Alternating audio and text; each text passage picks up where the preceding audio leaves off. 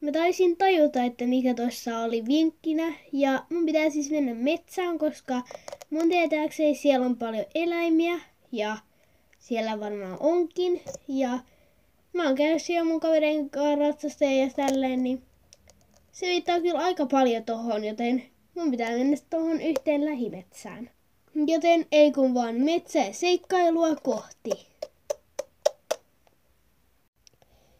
Oho, ja mä olen nyt jo olla ihan loppu. Vaikka tässä on kyllä mennyt jo pari kilsaa, joten siinä mielessä mä ymmärrän. Mutta oho, ja pitää vaan jatkaa. Okei, mitä nää on? Ei, mä en saa harhautua. Aina kun mä harhaudun, niin mä unohan sen, mitä mä oon tekemässä, ja nyt mä en sitä saa tehdä. Okei? Mä pysyn vahvana. Mä oikeesti näen tuolla jonkun ruukun, ja mä uskon, että se on se aito.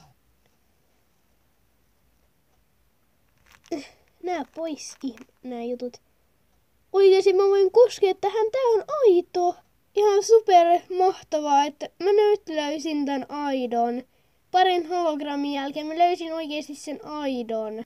Nyt mun pitää vaan lähteä tallille.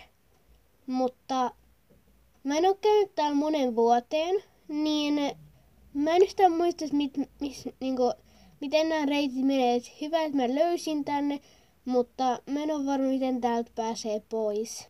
Mutta mä menen vaikka soittaa Jennille, niin se voi kyllä varmaan kertoa, että missä on, että minne päin mun pitää mennä. Ja Ruukku, et sitten katoa mihinkään, koska mä oon etsinyt sua koko tämän ihme tarinan tai tämän hässäkän aikana.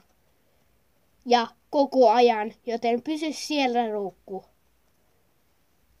Okei, nyt soitetaan Jennille. Toivottavasti se vastaa.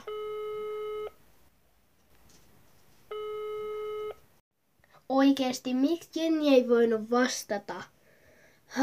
Nyt mun pitää sitten ihan omilla avuilla pärjätä tallille asti ja toivoa, että mä sitten löydän oikean polun.